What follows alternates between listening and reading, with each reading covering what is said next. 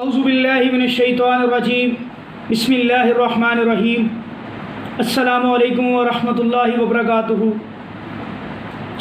मोहतरम सामीन, बाज़ औक़ात कुछ साथी हज़रात हमसे ये पूछते हैं कि क्या कुरान मजीद की सूरतों के, कुरान मजीद की आयतों के मुअक्कल होते हैं, और बाज़ अक्सर मुआलिजीन जो हैं और इस चीज़ पर बज़िद हैं और ये बात इस चीज़ का दावा करते हैं कि कुरान की हर सूरत के, हर आयत के मुअक्कल हैं, और हर आयत का मुअक्कल क्या करता है, जब आप उस आयत को कसरत से पढ़ते हो एक तादाद वो बताते हैं, ऐसे मुआलिजीन हज़रात ये तादाद बताते हैं कि जैसे आयत करीमा है, सूरह फलक है, सूरह नास है, सूरह इखलास है, सूरह फ़ील है, अस्तग़फिरुल्लाह एक दुआ है, अल्हम्दुलिल्लाह की दुआ है। आप इन दुआओं के भी मुअक्कल होते हैं, दुरूद इब्राहिमी का भी मुअक्कल है। आप इसको 3 करोड़ दफ़ा पढ़ते हैं या 4 करोड़ दफ़ा पढ़ते हैं या 2.5 लाख दफ़ा पढ़ते हैं, इस तादाद को आप पूरा कर लेते हैं तो इसका मुअक्कल आपका मातहत हो जाता है,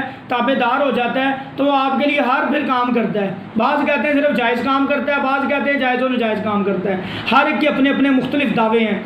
देखिए मेरे प्यारे भाइयों, हमने रहनुमाई कहाँ से लेनी है? कुरान और हदीस से।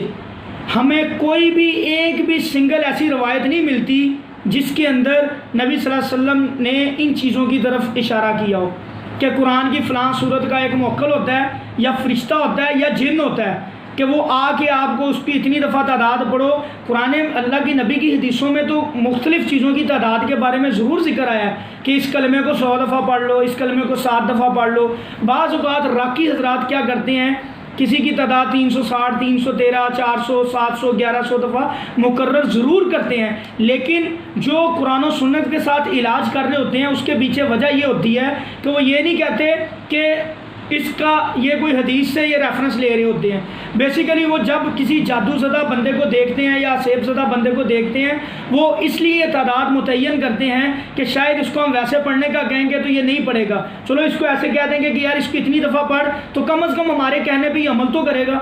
तो वो इसलिए उसकी तादाद को मुकर्रर कर देते हैं, मुतय्यन कर देते हैं कि इससे ज़्यादा इसका। देखें, जब हम लोग रुकिया शरिया करते हैं किसी भी मरीज़ के ऊपर, तो हम क्या करते हैं, जब हम पढ़ाई कर रहे होते हैं दौरान पढ़ाई के दौरान हमें पता चलता है कि इस मरीज़ को इस आयत से तकलीफ़ हो रही है, उसको हम बार बार पढ़ते हैं, उसकी रेपिटेशन बढ़ा देते हैं। बाज़ दफ़ा 300 दफ़ा, 100 दफ़ा, 400 दफ़ा उस आयत को पढ़ते हैं। जब तक वो जिन कमज़ोर नहीं हो जाता, ख़त्म नहीं हो जाता, हम उस आयत का तकरार करते हैं, फिर अल्लाह के फजल से वो दौड़ जाता है, निकल जाता है। अब इसी तरह कुछ होता है कि इस चीज़ का अब जैसे फलक नास है, जादू तोड़ती है। अल्लाह के नबी का जादू का असर किससे टूटा? फलक और नास से। क्या नबी सल्लल्लाहु अलैहि वसल्लम ने इसको 300 दफ़ा, 3 करोड़ दफ़ा, लाख दफ़ा, 1.5 लाख दफ़ा, कोई तादाद नहीं मुतय्यन की, पढ़ते गए, गिरा खुलती गई। मेरे भाइयों, 3 दफ़ा नबी सल्लल्लाहु अलैहि वसल्लम ने बताया, सुबह की नमाज के बाद और मगरिब की नमाज के बाद, फजर की नमाज के बाद एक दफ़ा पढ़ो तो काफ़ी हो जाता है। उसके ऊपर जादू नहीं होता, उसके ऊपर नज़रें बद नहीं लगती, कोई चीज़ उसको तंग नहीं, हर चीज़ से काफ़ी हो जाती है 2 सूरतें। मेरे भाइयों, नबी सल्लल्लाहु अलैहि वसल्लम ने हर चीज़ के अंदर रहनुमाई फरमाई। हमें कोई ऐसी रवायत नहीं मिलती जहाँ से ये पता चले कि पढ़ाई के मुअक्कल होते हैं। तो ये बातें फजूल, इनकी तरफ हमारे दीन को ख़राब करने के लिए, शैतान को खुश करने के लिए ये चीज़ें मंसूब की जाती हैं, ख़ुद से घड़ी जाती हैं, नरेट की जाती हैं। मेरे बहन भाइयों, मैं एक छोटे से 2 वाक़यात आप लोगों के आगे रखता हूँ ताकि इंशाअल्लाह मज़ीद इस टॉपिक को, इस उन्वान को, इस बात को समझने में आपके लिए आसानी हो जाए। एक दफ़ा एक सहाबी रसूल थे, उन्होंने घर के अंदर बैठे तिलावत कर रहे थे कुरान मजीद की, और दौराने तिलावत जब वो, उनको अल्लाह ताला ने बड़ी अच्छी और सुरीली आवाज़ से नवाजा था। जब वो कुरान पढ़ते थे तो इतनी खूबसूरत आवाज़ में पढ़ते थे कि जो साथी सुनते थे तो बड़ा उनके इस तिलावत से, उनकी रेसिटेशन से बड़ा महसूस होते थे, बड़ा खुश होते थे। जैसा कि आज के दौर में भी बड़े सारे ऐसे माशाल्लाह कारी हज़रात हैं जो कुरान मजीद को बड़े अच्छे अंदाज में पढ़ते हैं, दिल करता है ये पढ़ते रहे, हम कुरान सुनते रहें। वो कुरान मजीद की तिलावत कर रहे थे तो दौराने तिलावत उनके घर के बाहर एक अस्तबल था, वहाँ पे घोड़ा बंधा हुआ था। उस घोड़े ने बिदकना शुरू कर दिया और एक शोर की आवाज़ आनी शुरू हुई।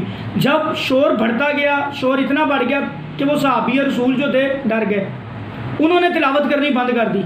फिर दोबारा तिलावत शुरू की, कुछ टाइम गुजरा, फिर यही मामला हुआ, घोड़े ने भी बिदकना शुरू कर दिया और शोर भी बढ़ गया, और फिर डर के खौफजदा हो गए, फिर उन्होंने खामोशी इख्तियार की। मतलब ये मामला कुछ देर चलता रहा तो डर के खौफ से उन्होंने पढ़ना बंद कर दिया।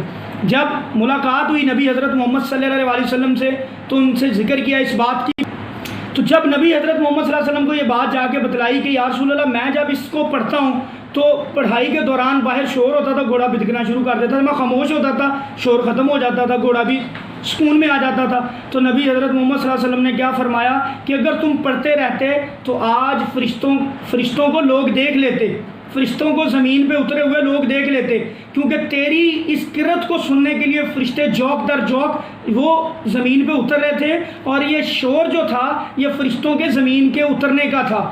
میرے بھائیوں دیکھیں، اگر یہ چیز اللہ نے کرنی ہوتی، اس چیز کو ظاہر کرنا ہوتا، اس کائنات کے عظیم ترین انسان حضرت محمد صلی اللہ علیہ وسلم تھے، ان کو فرشتے نظر آتے تھے، یا جیسے بھی جب بھی جس مقصد کے لیے اللہ نے دکھانا ہوتا تھا حضرت جبرائیل علیہ السلام آتے تھے، ان کو دیکھتے تھے۔ لیکن کوئی ایسے واقعات نہیں ملتے کہ جن سے یہ پتہ چلے صحابہ فرشتوں کو دیکھتے تھے۔ فرشتے صحابہ سے بڑا متقی ولی کوئی نہیں ہے میرے بھائیوں۔ نبی صلی اللہ علیہ وسلم کی ذات کے بعد خلفائے راشدین کا نمبر آتا ہے، پھر عشرہ مبشرہ کا، دوسرے صحابہ کا۔ کیا ان میں سے کوئی ایک بھی روایت ہمیں ملتی ہے جس میں یہ پتہ چلتا ہو کہ ان کے لیے موکلات کام کرتے تھے، ان کے لیے آگے فرشتے کام کرتے تھے؟ بالکل مدد کرتے ہیں فرشتے، اس چیز سے ہم ڈینائی نہیں کر سکتے، لیکن اس چیز وہ نظر کسی کو نہیں آتے، وہ کسی کو نظر نہیں آتے۔ جب ہم اللہ سے دعا کرتے ہیں اللہ تعالیٰ مدد کرتے ہیں انسان کی، فرشتوں کے ذریعے کرتے ہیں۔ اللہ کے لیے تو کوئی مشکل نہیں، اللہ نے تو کہنا ہوتا ہے کن ہو جا تو وہ کام ہو جاتا ہے۔ تو میرے پیارے بھائیوں ایسی کوئی روایت نہیں ملتی۔ نبی صلی اللہ علیہ وسلم کیا کہہ رہے ہیں یہاں پہ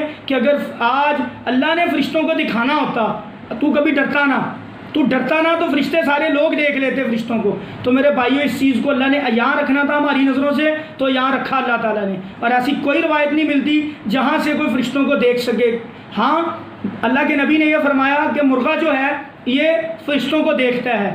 جب فرشتے صبح کے وقت نیچے زمین پہ اترتے ہیں، صبح کا وقت برکت والا رحمت والا وقت ہوتا ہے، فرشتے زمین پہ رحمتیں نازل کرتے ہیں، برکتیں نازل کرتے ہیں اور اترتے ہیں۔ مرغہ اذان دیتا ہے، جب مرغے کو دیکھو اذان دیتے ہوئے تو اللہ کا فضل مانگو، اللہم انی اسألک من فضلک، اللہ سے فضل مانگو، اللہ سے فضل کا سوال کرو۔ جب مرغہ اذان دے تو وہ کیا اذان کیوں دے رہا ہوتا ہے؟ وہ فرشتے کو دیکھ رہا ہوتا ہے۔ اور اسی طرح گدھا جب اپنی آواز ہنہناتا ہے تو وہ شیطان کو دیکھ رہا ہوتا ہے۔ اسی طرح اللہ تعالیٰ نے جنات کو بھی پوشیدہ رکھا انسانوں سے۔ کوئی انسان یہ دعویٰ نہیں کر سکتا کہ میں جنات کو دیکھ سکتا ہوں۔ کوئی اللہ پاک نے ہاں جنات کو کیسے دیکھا جا سکتا ہے؟ یا تو وہ مریض جس کے اندر یہ جنات ہوتے ہیں، بعض اوقات وہ اس کو ڈرانے کے لیے اپنی بری شکلوں میں آتے ہیں، بعض اوقات وہ کسی کی شکل بنا کے اس کے سامنے آتے ہیں، بعض اوقات اللہ نے ان کو یہ طاقت دی ہے کہ یہ سانپ کی شکل میں، کتے کی شکل میں، بلی کی شکل میں آ سکتے ہیں۔ جیسے ایک صحابی کا واقعہ بھی ملتا ہے جو غزوہ خندق سے واپس آئے گھر، تو بیوی کو باہر پایا، پوچھا کیوں باہر؟ انہوں نے کہا گھر اندر جا کے دیکھو۔ اندر دیکھتے تو ایک سانپ ہوتا ہے، وہ سانپ کو مارتے ہیں، سانپ ان کو مار دیتا ہے، دونوں صحابی بھی شہید ہو جاتے ہیں، سانپ بھی مر جاتا ہے۔ وہ جن تھا۔ نبی صلی اللہ علیہ وسلم کے پاس جب یہ واقعہ پہنچتا ہے، بات پہنچتی، نبی صلی اللہ علیہ وسلم بتاتے ہیں کہ یہ جن تھا۔ میرے بھائیوں یہ جو معاملات ہیں اللہ تعالیٰ نے مکمل، کسی کو آپ اس کی جنات کو ان کی اوریجنل شکل میں نہیں دیکھ سکتے۔ یہ بھی شریعت کے اندر اس چیز کا پتہ چلتا ہے۔ اگر اللہ تعالیٰ نے اس چیز کو پوشیدہ رکھتا، اگر ہم دیکھ سکتے ہوتے تو اللہ تعالیٰ نبی صلی اللہ علیہ وسلم کو، صحابہ کو بھی یہ چیزیں دکھاتے، کیونکہ دین کی رہنمائی، دین کا مکمل ہونا نبی صلی اللہ علیہ وسلم سے ثابت ہے، آیتیں قرآن سے ثابت ہے۔ تو یہ جو من گھڑت چیزیں نبی صلی اللہ علیہ وسلم کی طرف منسوب کی جاتی ہیں، خود سے کریٹ کی جاتی ہیں، بنائی جاتی ہیں، تو یہ سب جھوٹ کے اوپر مبنی ہوتی ہیں۔ ان کے اوپر یقین مت کیا کریں۔ کسی پڑھائی کا کوئی موکل نہیں ہوتا، نہ یہ سب باتیں من گھڑت ہیں، ایسی کوئی روایت نہیں ملتی۔ اگر کوئی ایسی روایت ہے تو ہمیں بھی بتائیں، ہمیں بھی دکھلائیں، اور برملا آن لائن اوپر آ کے یوٹیوب کے اوپر ویڈیو بنا کے جو بندہ یہ کہتا ہے کہ جی ہاں ایسی روایتیں ملتی ہیں نبی سے، صحابہ سے، ہمیں بھی بتائیں، ہم بھی تو دیکھیں وہ کون سی روایات ہیں۔ دوسری چیز میرے بھائیوں، یہاں پہ جو یہ بات ہے کہ تعداد کی، وہ بھی میں نے آپ کو بتائی کہ تعداد ہم لوگ اس لیے متعین کرتے ہیں کہ یہ اس کا معاملہ اس طرح ہوتا ہے تو اس کو اس طرح۔ ہاں قرآن مجید کے اندر کیا کہا گیا ہے؟ تعداد کے اوپر بات کرتے ہیں، قرآن سے ایک حوالہ لیتے ہیں۔ اللہ تعالیٰ کیا فرماتے ہیں کہ میرا ذکر کرو، کثرت سے کرو، صبح شام کرو۔ اب کثرت سے مراد یہ نہیں کہ اللہ کے نبی نے کوئی تعداد متعین کی کہ کروڑ دفعہ، 3 کروڑ دفعہ، 5 کروڑ، ہر کام دنیا داری کے چھوڑ کے صرف اور صرف میرا ذکر کرو۔ اللہ تعالیٰ کہتے ہیں جب تم فارغ ہو تو میرا ذکر کرو، اپنی زبان میرے ذکر سے تر رکھو۔ ذکر کرنے کے لیے آپ چلتے پھرتے بھی اللہ کا ذکر کر سکتے ہو، اللہ کا نام لے سکتے ہو۔ اللہ کے فضل و کرم سے میرے بھائیو یہ کنڈیشنز من گھڑت ہیں، اگر یہ کنڈیشنز لگی ہوتی، یہ موکلات سے کام لینا، یہ موکلات کے ساتھ یہ چیزیں ہونا، جڑی ہونا، تو ہمیں صحابہ سے ضرور رہنمائی ملتی، حضرت محمد صلی اللہ علیہ وسلم کی ذات سے ضرور رہنمائی ملتی۔ یہ سب من گھڑت باتیں، ان کے اوپر یقین مت کیا کریں، یہ ہمارے عقیدے کو، ہمارے ایمان کو نقصان پہنچاتی ہیں۔ جو بھی معاملہ ہو تصدیق کریں قرآن سے اور اللہ کے نبی کی سنت سے، حدیث سے۔